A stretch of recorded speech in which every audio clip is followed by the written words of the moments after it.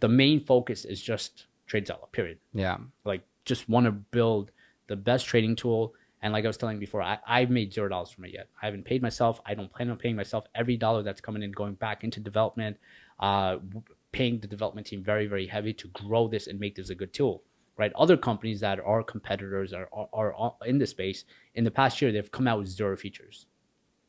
We every month are rolling out 10 new features. Yeah, I saw you integrated Robinhood the other day. So exactly. So we're integrating a lot of things, APS syncs, new features, and features that work and help you, because it's being built from a person that is a successful trader.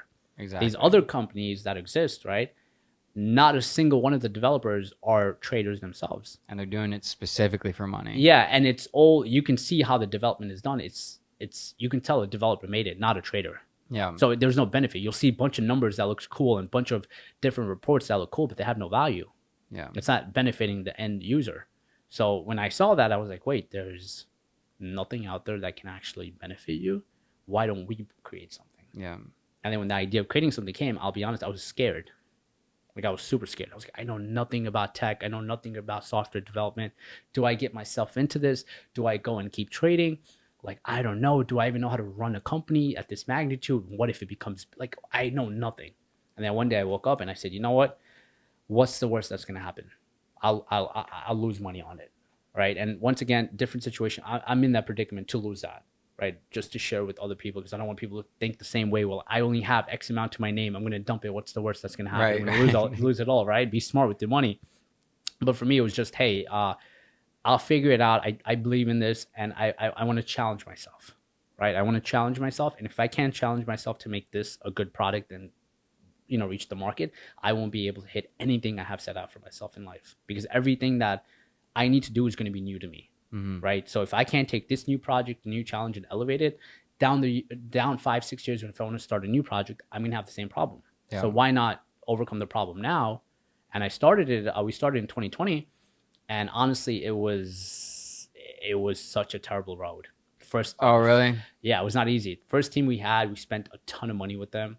They built everything, looked pretty from the front end, but the back end was like ultimately destroyed. How'd you find that team?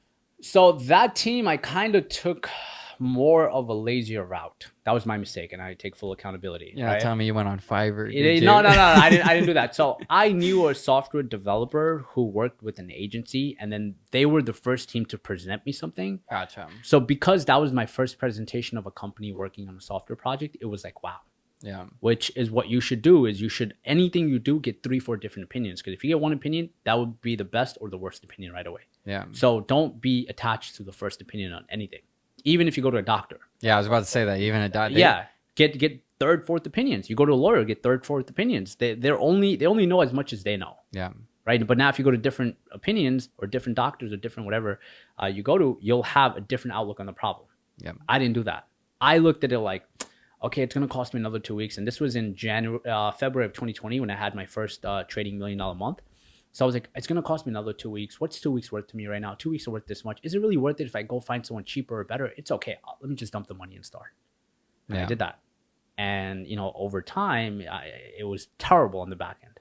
Like terrible. Like in coding lingo, for people that do understand coding and development, everything on the back end was not structured well. It wasn't architected well. It needed, there's a word for it. It's not coming to me right now. It needed to be refactored. So what I did when we were supposed to launch initially in September 2020, right? I went and I was like, everything's breaking. They're like, oh, well, it's supposed to break. What? I was like, yeah, well, what do you mean it's supposed to break? It's every day. And then they weren't meeting deadlines, so many things. So I went to 3-4 other development companies and I said, hey, what do you think of this? They all had the same thing to say. And I'm like, wait, maybe they just want to take my business. Like, you know, you get caught up in that. I was like, let me go to 3 more. And I'm paying these people. It's not free. I'm paying them to do an audit on the code. Right. Everyone has the same more or less things to say. The code isn't structured right. You can't scale. If you add more features, it's going to become harder to build them. It's going to cost you more money, all these things. And I go to them and I bring it. And they're like, yeah, we're gonna do it later. I'm like, what do you mean you're going to do it later? Like, what? Right? So So I owed them some money, and I was like, "Hey, I'm not gonna pay you this money until you fix it." So they realized, like, "Hey, it's gonna cost us more money to fix it than to get the money." So we deaded that contract. Then Wow. for 4 months, I went into looking for a new company, right? And there was a time, I think in 2021, February, was it 2021? Yeah, I had interviews for 2 weeks. I probably spoke to 70, 80 different people slash companies, Wow. just back and forth, just finding the perfect fit. And now, you're a little hesitant on bringing someone on board. And then I finally got this company. Once again, don't want to take anyone's name for whatever reason. Hired this company. They were based out in California. Hired them for 4 weeks. They charge 6 grand per week, right? Wow. Developing good development is not cheap. Yeah. So they charged 6 grand per week. I did, I think, 4 to 6 weeks with them. I did 4 to 6 sprints. Each sprint was 1 week. Spent about 50,000 and nothing moved. And I'm Really? like, nothing. And I'm like, What wait. were they doing? So he would say, I'm doing X, Y, and Z. And there was massive miscommunication, massive understanding of what was happening. And I thought about at that point, do I take this team to court? Right. And I got pissed off. And, your ego plays a role. You're like, screw it. I'm going to take you to court. I don't even care about the money. And I thought about it. I spoke to some people and they're like, well, it's not worth it. Yeah. You're going to burn through money. You'll maybe win the money. You'll maybe get some of it back, but you're going to burn your money and time. Yeah. So I said, whatever. I let them go. And then I took a whole step back. This is last year in April, right? When I took a whole step back, I was like, okay, I need to find the right team. And there was one team, like we're going back to intuition, that kept coming to my mind. Don't want to take their name either, who I'm working with now. And I was like, you know what? This team kept coming to my mind in December, January, February, March, whatever. They're expensive. Okay. They've already built a company that's worth 3 billion. Damn. So they have that under their belt, but they're not cheap. Yeah. Like they're probably at the top tier 1% of development costs. Like it's not a team in India or Right. somewhere where I'm paying 15, 20 bucks per hour. Like they're actually very expensive, right? And I was like, okay, do I take this route of spending more money, or do I go in and find a cheaper alternative? And I'm already spending a lot of money in existing teams. Right. It wasn't like I was cheaping out. I started learning a little bit of things, understanding some lingo, understanding approaches, speaking to different people, paying consultants, just to understand what's a good approach. They had a phenomenal approach on how they're going to, take the project, what they're going to do. They're going to refactor the existing code, yada, yada, yada, all technical stuff. We got to a good product until November of last year, right? We got to a good product. And this is where we kind of reworked on the whole project again, just to fix all the stuff. We spent some money and then we launched officially at the end of January. And I was very scared to launch because it's like, when you have your own product, own service, you're like, it's not good enough. Mm-hmm. I was like, is it not good enough? And it's missing this, it's missing that, it's missing this, Right, it's it's missing never that. the right time. It's never enough. And then at one point I was like, you know what? We got to push it out. We got to get out and do So it. was this the public launch, or were you doing beta before this? We don't know. We did beta prior. Beta was out the way. We had a few people test it. This was Gotcha. kind of an invite only launch. We Gotcha. have not done a public launch. Right? It's just private in-house launch type of thing. Just by invite only. You can only get on if you are invited, right? And we did it, and honestly, we got phenomenal results. Amazing. People loved it, and from then till now, we've been still building, right? We constantly building new features. We listen to people. What do you need? What do you want? What makes sense? And we keep adding those things. Not obviously taking everyone's request and adding it. And we've been just kind of adding that, building that. And it's at a point now where that team is so systematic, Tradezella, where I'm not required on a day-to-day, That's amazing. right? So I have two sisters, and they run the whole operation. That's what I was going to ask you, because it seems like you're working with your sisters. Yeah. in this. So both my sisters run the whole operations, right? Wow. One handles everything from the marketing department to the CRM, customers, and stuff like that. The other sister handles everything with the team development meetings we have, feature meetings we have, daily stand-ups, bringing on new people, hiring the people, building out documents and things for our people that are on our team and things like that. So they're primarily been running everything, which makes my life a lot easier, because if they weren't running it, I would now have a full-time thing and we wouldn't be at the scale we're at. So the good thing is we're all three on the same path on where we're trying to get to and what we're trying to do. And everyone has their certain role. And my biggest role is just to trade. Yeah. Like my thing is to trade well, use the platform, work on what features need to be added, and that is it, right? Because that makes sense. Because if I trade well, I use the platform, I'm able to see what the platform needs to improve. I can see it from a trader's perspective, and they run the whole operations in terms of marketing, software development. And we have a team, that we have a team of 3 developers running right now, product manager, designer, just on the development side. And I imagine you use the money from the trading to fund the whole operation too. So yeah, so we've done that up until now. Now it's self-funded. Oh my God. It's self-funded. Congratulations. Yeah, it's all self-funded at this point. And I don't. So I've been because I've been very public with my trading numbers. There's also a fine line of like, okay, how public do I get with Tradezella numbers, right? And I plan on getting public with it in a year for many other reasons I have. I don't want to now for reasons I have as well. But in terms of our growth on just private launch, any person that has been in SaaS industries, people that have been in 4 years, 5 years, we've been able to accomplish what people do in 3-4 years in 4 months. Amazing. In terms of growth, in terms of ARR, MRR. And that come down to the team. Yeah, all of those numbers are phenomenal, right? So from a great product to a great marketing to now being funded on its own, a SaaS product that we just launched in January. It's, wow.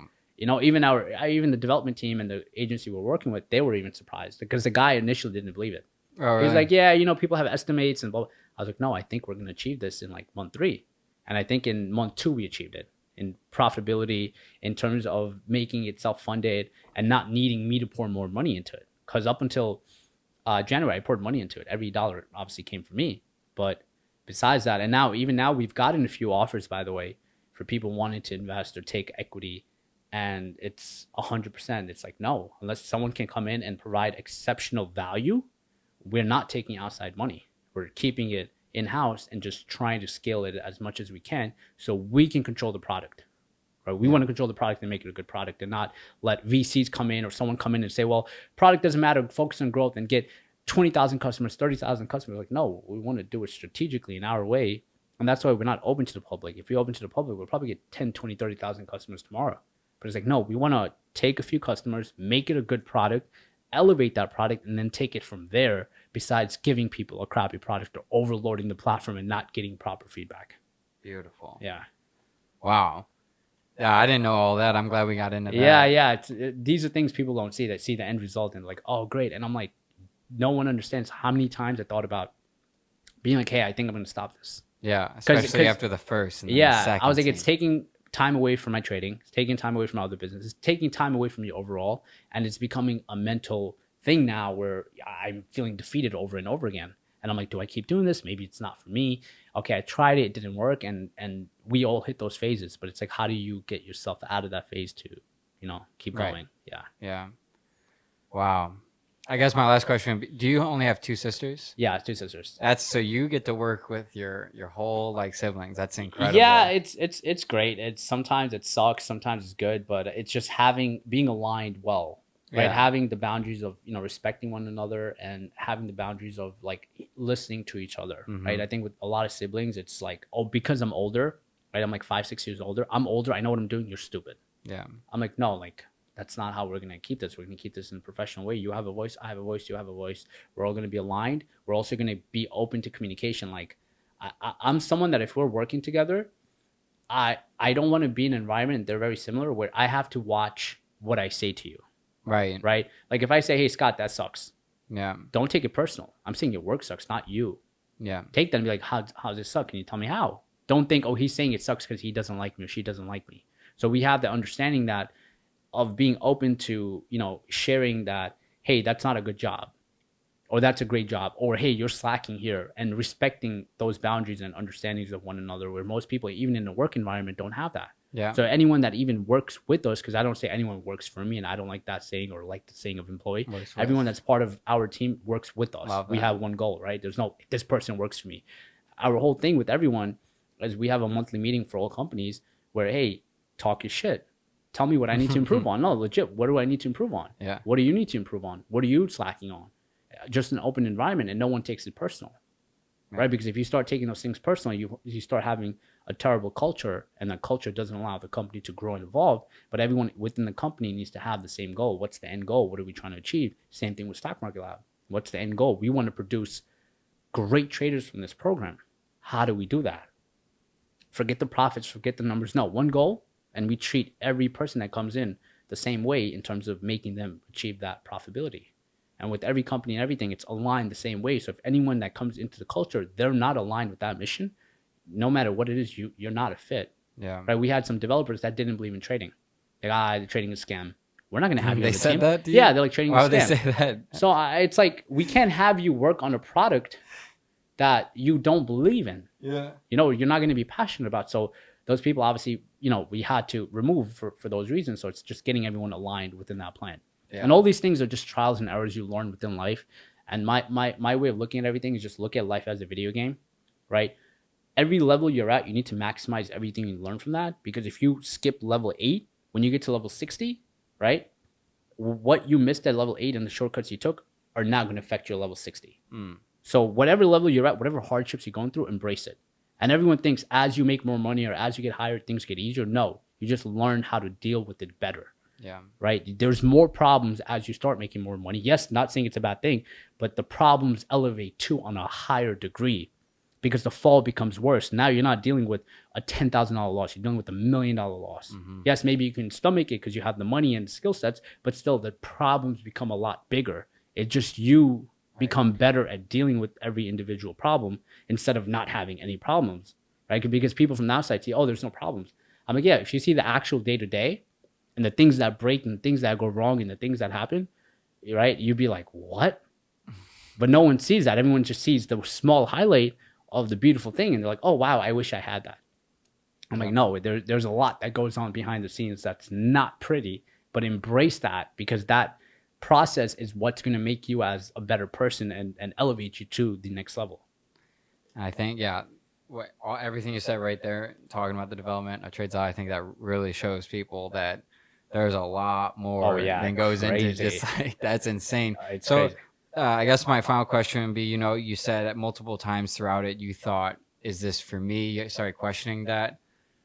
What advice would you give people to say at what point, like, because there's some things that people pursue and then, they got to realize that they have to cut their losses and move on to something else. Or there's some things people pursue and then like you keep going and then eventually find success. How do you differ between pursuits that are like just harming your life and the pursuits that you need to push through? That's a really good question. So I think it depends on what it is, number one. So in my situation, my problem or what was holding me back was development. It wasn't that the product sucked. It wasn't that there wasn't a market for the product. It wasn't that we didn't have funding or we didn't have the capital to support it. Let's just say, hypothetically, it cost $100 grand. Let's say the whole project. And I only had $100 grand to my name.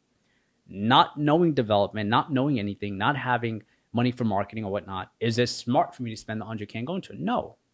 But in my situation, the funding was there, right? Everything was there to give me the tools to achieve success, right? So I can go and get a development team and pay a higher premium where most people starting out can't do that.